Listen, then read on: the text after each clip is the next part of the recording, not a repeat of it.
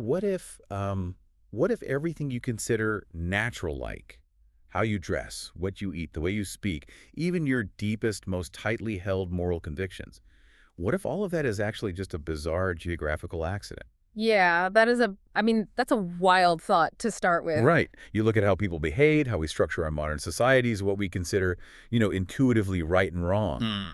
And the comforting thing to do is to just point to it and say, oh, that's just human nature. Exactly. We love to use that phrase, human nature. But what happens when you discover that this solid bedrock of human nature doesn't actually exist? It's the absolute definition of a philosophical earthquake. Because when you actually step outside your immediate cultural bubble, right, and you examine the historical and behavioral landscape of humanity, you don't find this fixed universal moral compass that was just installed at the factory. No, you really don't. You find a landscape that is completely liquid, and realizing that your own compass was merely inherited from your environment rather than derived from some, objective truth is a profoundly disorienting experience. It really is. And so, today, for this deep dive, we are opening up the works of a 16th century diagnostician of the human condition who practically invented this kind of intellectual earthquake, Oh, absolutely. the French philosopher Michel de Montaigne. Through primarily his English-translated essays, specifically his writings on custom, on pedantry, and his sharp, almost devastating excerpts on human reason and the senses, we are going to basically hold a mirror up to our modern minds. And we're pairing his original insights with this really brilliant 2013 commentary we have in our sources, which, challenges and critically analyzes a lot of his conclusions. Right, because we aren't doing this just as a historical exercise. The reason we are plunging into this deep dive today is because you, the listener, are currently navigating a world that is just overflowing with conflicting information, shifting social norms, and incredibly loud, confidently stated opinions. So much noise. So much noise. And Montaigne, he basically offers a shortcut to seeing through that noise. He really does, because Montaigne wasn't just interested in what people thought, right? He was obsessed with why and how they came to think it in the first place. He was always trying to identify the invisible forces that dictate our daily lives. Yeah, the mechanisms underneath it all. Exactly. And if we can understand those vulnerabilities, like how we are hypnotized by repetition or how our schools trick us into confusing rote memorization with actual wisdom, and why our physical senses are constantly deceiving us, we can start to actually free our own judgment. We can stop being passengers in our own minds. I love that way of putting it, yes. And to understand how we become passengers, we really have to start with the most powerful, invisible driver at the wheel. Montaigne gives this force a brilliant name. He calls it the violent and treacherous schoolmistress. The violent schoolmistress. It's such a striking image. He's talking about custom. Yes. Custom, with a capital C.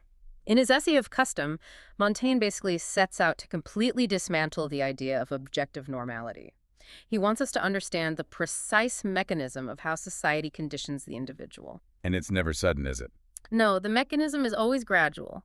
As he writes, custom, slyly and unperceived, slips in the foot of her authority. Right. It starts out gentle, humble even.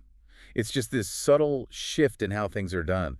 But then, with the benefit of time, she establishes herself and unmasks a furious and tyrannic countenance against which we have no more the courage or the power so much as to lift up our eyes. To illustrate exactly how this physical and psychological conditioning works, Montaigne uses this foundational anecdote.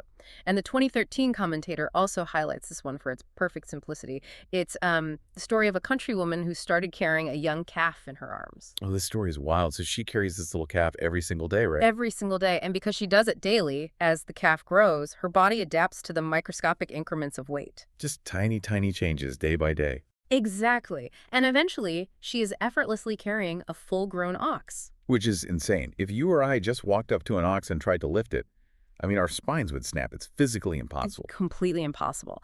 But through the imperceptible daily creep of custom, the impossible becomes mundane routine. And if you think about the underlying biology here, our bodies and our minds, they just adjust to the baseline we suit for them. Right. Montaigne extends this calf story to extreme physical adaptations throughout history.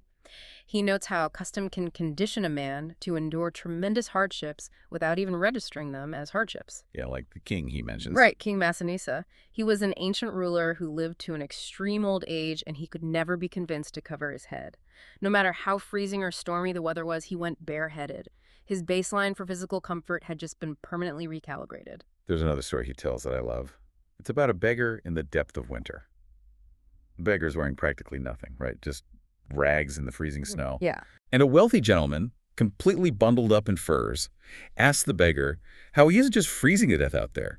And the beggar looks at the wealthy man, points out that the wealthy man's face is completely bare to the freezing wind, and just smiles and says, "I am all face." I am all face. It is such a stunning observation of sensory adaptation because our brains, they're essentially prediction machines, you know. They don't measure absolute reality. They measure the delta, the change from the expected baseline. That makes so much sense. Right. The beggar has, through necessity and time, recalibrated his neurological baseline. His brain no longer flags the cold on his torso as a crisis, just as your brain doesn't flag the cold on your nose as a crisis. And Montaigne is observing this centuries before modern neuroscience even existed. It's incredible. He also mentions a maiden who lived entirely on a diet of spiders. Oh, yeah. That one is rough. I mean, to us, that is venomous, or at least violently repulsive, right? But to her digestive system, it was just sustenance. Custom forces and violates the physical rules of nature at every single turn. But Montaigne doesn't stop at the physical body. He pushes it way further. He says the effects of custom are infinitely more manifest in the strange impressions she imprints in our minds. Because as he argues, our minds are softer clay than our bodies. They meet with less resistance. The mind is where custom exercises its true tyranny. I mean, if you can rewire a nervous system to ignore the snow, imagine how easily you can rewire a conscience to ignore a moral atrocity. Precisely. And Montaigne brings in these jarring historical examples of cultural relativism to prove this. He discusses the ancient Greeks, who believed the absolute, only respectful, honorable way to treat their dead was to burn the bodies. Right, cremation. Yeah. For them, it was a matter of deep, pious reverence. To do anything else was a complete desecration. And then he contrasts the Greeks with another society that honored their dead by eating them. Yeah, which is just... They believed that there was no greater, more intimate, more loving sepulcher than their own living bodies. Now, what happens when you introduce these two cultures to each other? The reaction is absolute visceral horror. The Greeks shudder at the profound barbarism of eating the dead, right? And the other civilization is equally appalled at the cruelty and disrespect of burning them. Each views the other's practice with profound moral disgust. Exactly. Yet custom has established both principles as the absolute unquestionable mode of behavior in their respective societies. It really extends to everything. He points out civilizations where incest is socially accepted, where promiscuity is the norm, where fathers are beaten by their sons as a hereditary tradition. Every single rule of conscience that we assume comes from, a divine or natural law actually just comes from the specific geographic custom we were born into. It's all geography. There's this one anecdote he shares that perfectly captures the absurdity of our arbitrary social rules. It's about a French gentleman who was always blowing his nose with his fingers. Yes, the guy famous for his pleasant repartees and sharp wit. Yeah, so someone calls him out, basically saying it's against the fashion, it's a gross thing to do in polite society. And the gentleman turns it right around on them. He asks the critic what special privilege this filthy excrement has, that we must carry around a fine linen handkerchief to receive it, carefully fold it up, and carry it around in our pockets all day long. Which is a fair point. He argues that saving your own snot in a pocket square to carry next to your body is actually much more nauseating and bizarre than just throwing it away onto the ground like any other evacuation. And the best part is, Montaigne admits that after hanging around this guy and actually listening to his logic, the slovenly action started to seem totally reasonable to him. The logic was completely sound. It is only the invisible schoolmistress of custom that makes us think saving our mucus in a pocket square is a mark of high civilization, while blowing it onto the ground is barbaric. I read this and I try to find a modern equivalent for how this feels. It's like moving into an apartment right next to a busy train track, right? The first night, the noise is deafening. It shakes the walls, you can't sleep, it feels like an intolerable violation of your peace. Oh yeah, you think you'll never survive it. Exactly.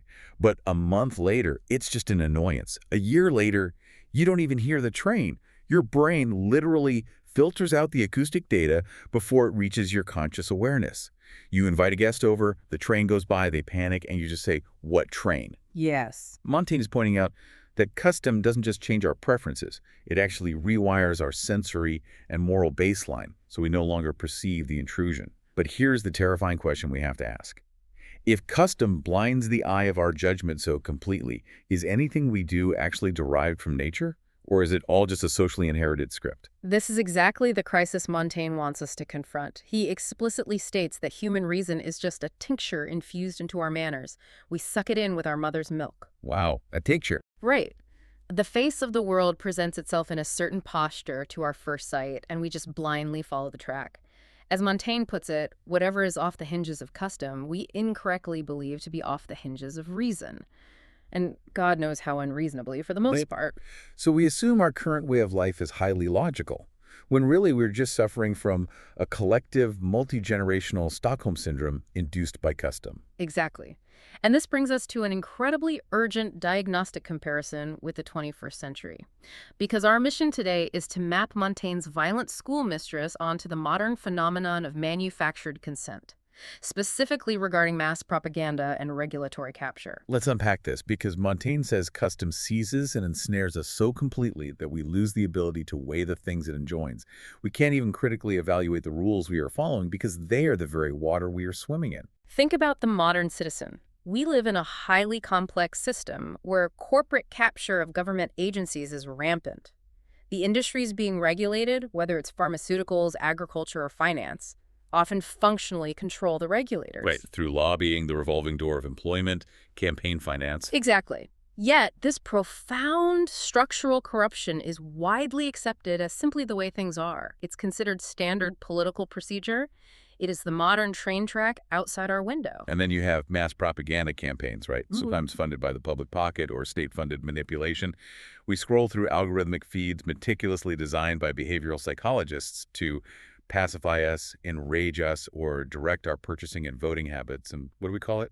We just call it using the internet. Yes. We just call it using the internet. We accept it. We absolutely do. Custom has slipped in her foot of authority. Think about the progression here. 15 years ago, the idea that a black box corporate algorithm would dictate the news consumption, emotional state, and political reality of billions of people would have seemed completely dystopian. It would have been off the hinges of reason. Totally. But it didn't arrive all at once. It slipped in gently. First as just a convenient way to connect with college friends, then as a fun way to share photos. The gentle foot of the schoolmistress in the door. Precisely. And now the furious and tyrannic countenance is unmasked. The public is largely pacified by highly sophisticated, algorithmically driven propaganda. And because we sucked it in with our smartphones, our modern mother's milk, we don't even have the courage to lift up our eyes against it. We assume this hypermediated, captured reality is just the natural state of technological progress. That is a terrifying parallel. Custom stupefies our judgment. We are the beggar in the winter saying, I am all face, except we are saying, I am all algorithm. We have completely adjusted to a toxic environment. We have. And if custom is this uniquely powerful at overriding human reason, the next logical question Montaigne explores is, when does this conditioning actually start taking hold? And what are the consequences of trying to violently break it once it is established? That timing aspect is so crucial. If this psychological straitjacket is put on us, when are the first threads woven? Montaigne warns us about infancy. He says our greatest vices derive from our most tender years. He is absolutely adamant that the principal education of a human being depends upon the early environment. And he gives examples that might seem totally trivial to a parent, but are actually profoundly diagnostic of future behavior. Yeah, he talks about a mother laughing at a child riding the neck of a chicken, or a father seeing a martial spirit in a son who is bullying a poor peasant boy who can't defend himself, or even just a kid cheating at a simple game of pins. Montaigne argues it is a catastrophic mistake to excuse these vile inclinations just because the child is young or the stakes of the game are low. He says it is the contexture of the vice that matters, not the consequence. The context. Right. Cheating at pins exercises the exact same psychological muscle as cheating at crowns or embezzling public funds later in life. The deformity of the deceit does not depend upon the difference between pins and money. It is the neural pathway, the habit, being permanently formed. Custom is cultivating those early, ignored actions into the odious tyranny, cruelty, greed, and treason of older men. You don't just wake up one day as a tyrant. You practiced it when you were 6 by torturing an animal or bullying a servant, and society smiled and called it boys being boys. This deep, almost fatalistic understanding of how deeply rooted custom is in our psychology, it leads Montaigne to a very controversial and extreme political conservatism. Because custom is the invisible foundation of the entire social order, he views altering existing laws as tremendously dangerous. He is terrified of revolution. He thinks the theoretical benefit of altering an existing law is absolutely insignificant compared to the practical bloody danger of altering it. He cites a historical example to show how serious this is, the legislator of the Thurians. Oh, this story's wild. This is wild. This leader ordained that anyone proposing a new law had to present themselves to the public assembly with a halter around their neck, a literal hangman's noose. Yes. The rule was, if the innovation was not approved by everyone, the proposer was immediately hanged on the spot. It was the ultimate deterrent against political tinkering. Montaigne calls the revolutionary presumptuous and narcissistic for wanting to establish his personal, untested opinions at the expense of public safety, inevitably plunging the country into the horrors of civil war. And here we really must bring in the 2013 commentator from our stack of sources, because they push back hard against Montaigne on this exact point.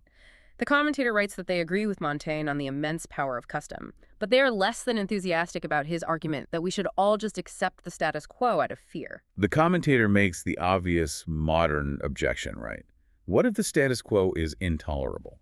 They point out that revolutions like the American, French, and Russian revolutions are indeed accompanied by violence and upheaval, but that doesn't inherently mean the goals aren't worthwhile. What if conditions are insufferable? What if the revolutionary isn't just one narcissistic man with an opinion, but a society waking up to a shared realization of tyranny? It's a vital counter-argument to consider. Now, Montaigne recognizes that custom can be absurd, but he is terrified of the chaos of dismantling it. So he proposes a solution to navigate this tension between recognizing the absurdity of society and maintaining public order. He advocates for a philosophy of inward freedom, outward conformity. Inward freedom, outward conformity. Yes. He says a wise man ought to withdraw and retire his soul from the crowd, keeping it at absolute liberty to judge freely of things. But outwardly, in terms of externals like clothes, actions, labor, public speech, he must absolutely follow and conform to the fashion of the time. Okay, let's pause there because I'm really struggling to accept this. He says public society has nothing to do with our thoughts. So inside my head, I know the emperor has no clothes, I know the system is corrupt, but outside, I'm complimenting his invisible tailor and paying my taxes with a smile. That's the idea. He even says he finds French court fashion vain and ridiculous, but he wears it anyway when he enters the public sphere. He does. He believes the person who gives the first shock to a state is usually the first overwhelmed in its ruin. He says the revolutionary beats and disturbs the water for another's net, meaning you start a revolution, you do the dying, and some other opportunist swoops in to seize the power you destabilized. I hear the historical context. I know he lived through the French wars of religion, decades of neighbors slaughtering neighbors over slight differences in doctrine. I understand why he prioritizes public peace, but applying that to today feels like a massive cop-out. Let's interrogate this survival strategy. If we apply inward freedom, outward conformity to the modern crises we just talked about, like regulatory capture or mass algorithmic manipulation, aren't we just providing the perfect blueprint for a dystopian compliance? That is the central anxiety of our modern era, isn't it? Exactly. If everyone internally sees the corruption of our institutions, if we all privately acknowledge that the system is broken and the propaganda is rotting our brains, but we outwardly conform to maintain our social standing and keep our paychecks, aren't we actively allowing the systemic rot to flourish? It's a dark thought. If nobody is willing to publicly rock the boat, doesn't Montaigne's philosophy inadvertently become the ultimate tool of public pacification? We just retreat to our inward freedom, doom scrolling in our bedrooms, completely paralyzed. It is a chilling parallel. Montaigne wanted to prevent the bloody slaughter of civil war, but in a modern dystopia of manufactured consent, outward conformity doesn't prevent war. It just guarantees the quiet, uninterrupted victory of corrupt institutions. The 2013 commentator states proudly that as a citizen of the United States, they believe one should not only comment on frivolous trends, but act and dress as they prefer, pushing back against this fawning servility. We have achieved the exact sedentary and lazy life that allows tyrants to win. We aren't organizing, we aren't demanding change, we are just privately judging the world while publicly serving it. But Montaigne would counter your frustration by asking, what makes you so confident that your alternative would be better? If you tear down the captured regulatory agencies, what fills the vacuum? History suggests it's usually someone with a net waiting for you to disturb the water. Perhaps the 2013 commentator underestimates the true cascading cost of disrupting the social fabric, just as Montaigne perhaps underestimates the slow, suffocating cost of passive complicity. It's an excruciating tightrope. And part of the reason we are so easily pacified, so easily tricked into this outward conformity, brings us to Montaigne's next major diagnosis. It's not just our social customs that are broken, it's the very mechanism of how we are taught to think. Let's explore the illusion of knowledge and what Montaigne calls the modern pedant. Yes. In his essay of Pedantry, Montaigne launches a devastating critique of the educational system. He noticed a recurring trope in Italian farces.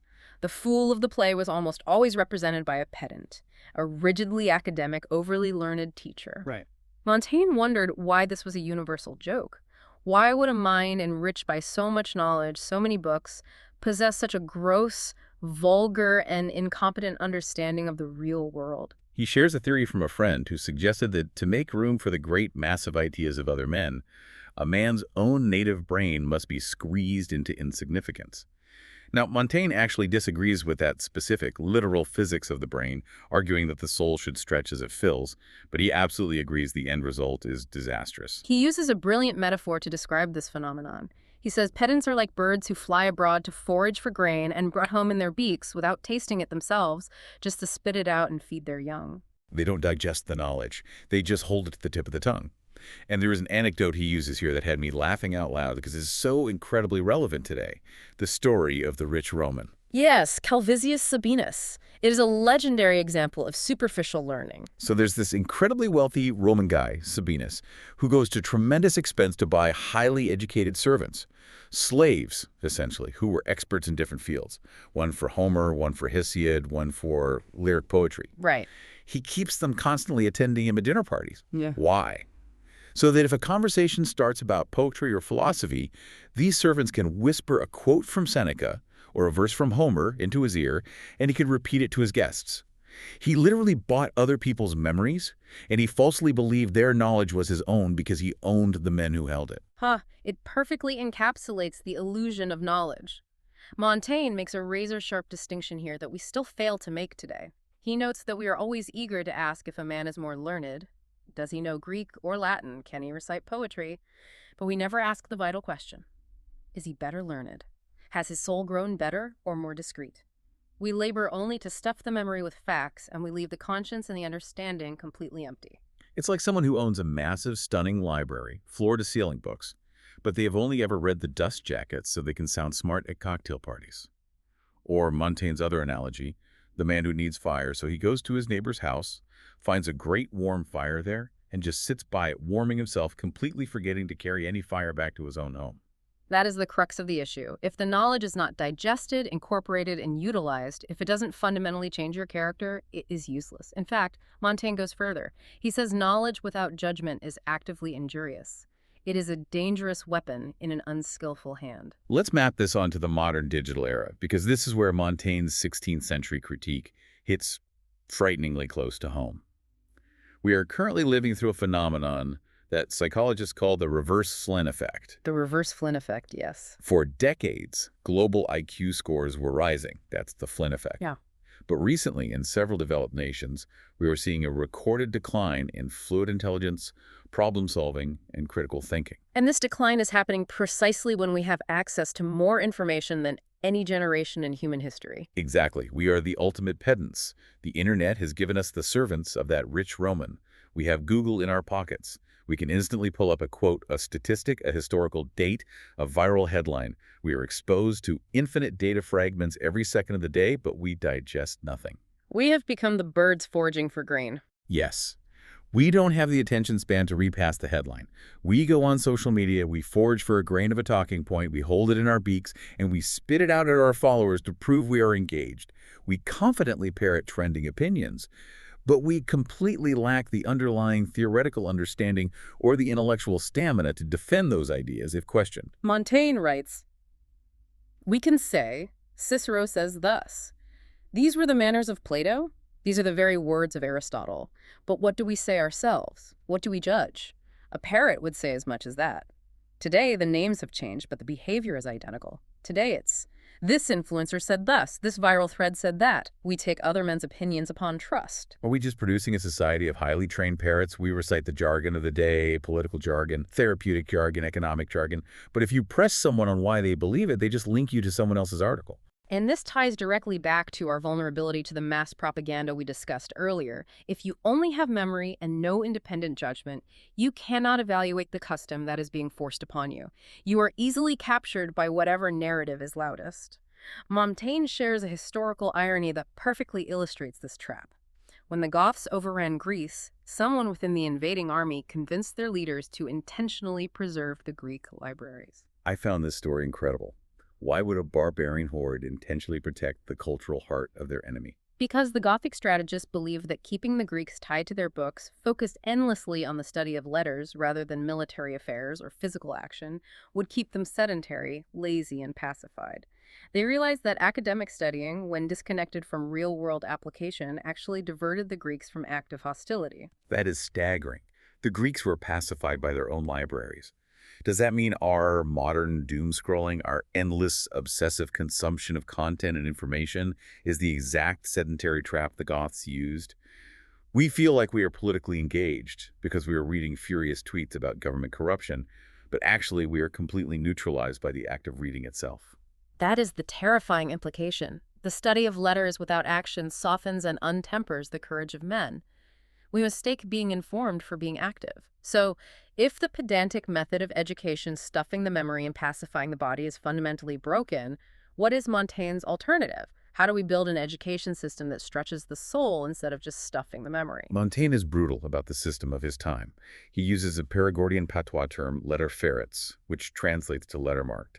It refers to men who have had letters literally stamped onto them by the blow of a mallet. The education has been beaten into them, depriving them of common sense. And we shouldn't forget that beating was literal in the 16th century. Montaigne passionately pleads for an end to the physical violence in schools. He paints a grim picture. He says, "Do but come in when they are about their lesson, and you shall hear nothing but the outcries of boys under execution, with the thundering noise of their pedagogues drunk with fury." He says they are painting the schools with the bloody stumps of birch and willows. How can a child learn wisdom when they are in a state of constant physical terror? Instead, he advocates for an environment of joy. He references the philosopher Speusippus, who had his school painted with pictures of joy and gladness, flora, and the graces. Montaigne believed that where their profit is, let them there have their pleasure too. You catch more flies with honey, and you cultivate more minds with joy. But the core of his educational reform isn't just about removing the ride. It's about a fundamental shift toward action. He praises the Persian education system over the European one. The 2013 commentator highlights this as well. The Persians, according to Montaigne, taught their students virtue, justice, and courage, not through rote memorization of words and abstract precepts, but through works, examples, and practical application. They instructed them by doing. If you want to teach a child justice, put them in a situation where they must arbitrate a dispute fairly. The knowledge has to become part of the student's operational reality. A true education doesn't require squeezing a man's own brain into insignificance to make room for the thoughts of others. It expands his capacity to act. I love how Montaigne pokes fun at aristocratic education to make this point. He talks about how young nobles learn to ride a horse or sing or play the lute, but they never learn how to actually judge a situation or speak well without exercising the mind. They learn the ornamental skills of a courtier, not the foundational skills of a human being. We should note, however, that the 2013 commentator offers a very nuanced defense of memorization that we shouldn't ignore. While agreeing with Montaigne that practical application is ultimately best, the commentator defends the rote memorization of great literature as a highly useful tool. They argue that memorizing profound phrases or poetry allows a student to carry those ideas with them, to recite and mull them over at their leisure, providing the opportunity to consider the theme from various angles over a lifetime. That's a fair defense. If you have the poetry literally inside you, you can take a walk through the woods, away from the book, and chew on the concepts. It becomes part of your internal landscape. But Montaigne's ultimate point remains unscathed. Judgment is infinitely more necessary than knowledge. The conduct of our lives is the true, undeniable mirror of our doctrine. If you memorize all the stoic wisdom of Seneca, but you still act like a petty tyrant to your employees the die of learning hasn't taken, you are just a parrot quoting Seneca. And this widespread failure of education, this pedantic arrogance where we confuse memorizing facts with actual wisdom, points to a much larger, much more dangerous psychological flaw in the human condition.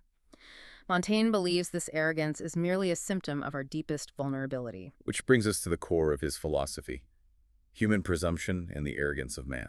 Montaigne views presumption as our natural and original disease.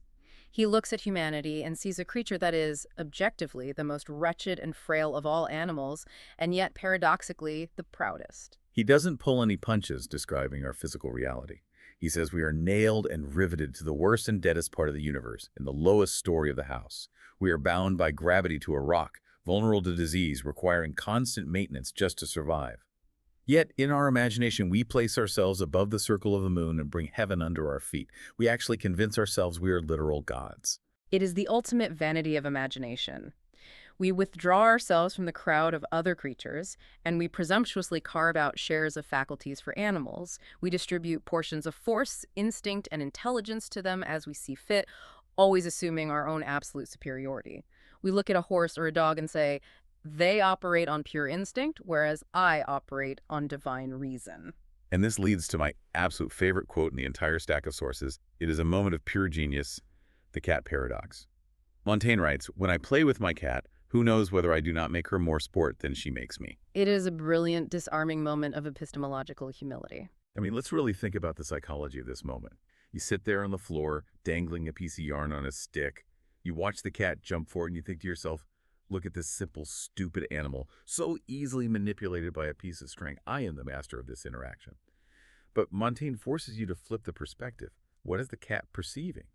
The cat is sitting there watching this hairless, clumsy, lumbering ape, a creature that can't even hunt its own food without going to a grocery store waving a stick around. The cat thinks, look how easily I can command this giant ape to entertain me just by swatting at this yarn. I've got him trained perfectly.